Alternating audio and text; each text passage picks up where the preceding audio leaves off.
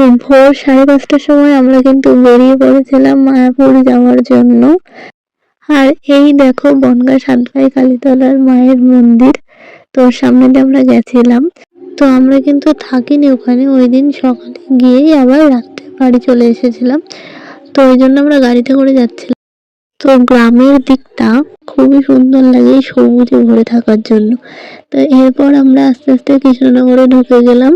Krishnanagar road দিয়ে আমরা যাচ্ছিলাম। তো এটা কিন্তু একটা ফ্যামিলি ট্যুর ছিল। আর অনেকদিন ধরেই আমরা মায়াপুর যাবো যাবো ভাবছিলাম, কিন্তু যাওয়াই হয়ে উঠছিল না, অবশেষে হলো।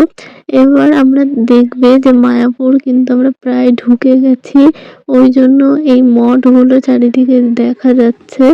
মায়াপুর আসার পর আমরা প্রথমেই ঢুকে পড়লাম মায়াপুর শ্রী চৈতন্য মঠে। তারপর আমরা শ্যামকুণ্ড দর্শনের জন্য গেলাম। আর এখানে দেখো কত বড় বড় মাছ ছিল এই শ্যামকুণ্ডে। শ্যামকুণ্ড দর্শনের পর আমরা এবার আসলাম রাধাকুণ্ড দর্শনের জন্য।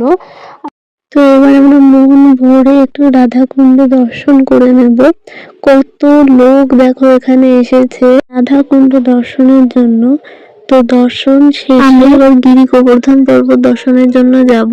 এই মঠ চত্বরটা কিন্তু অনেকটাই বড় ছিল, এর চারিদিকে বিভিন্ন দর্শনীয় স্থান ছিল। আর এই সেই গোবর্ধন পর্বত। তো এবার কিন্তু আমরা বেরিয়ে পড়েছিলাম ইসকনের দিকে যাওয়ার জন্য। তো এরপর কি হলো সেটা নেক্সট ভিডিওতে দেখতে পারবে।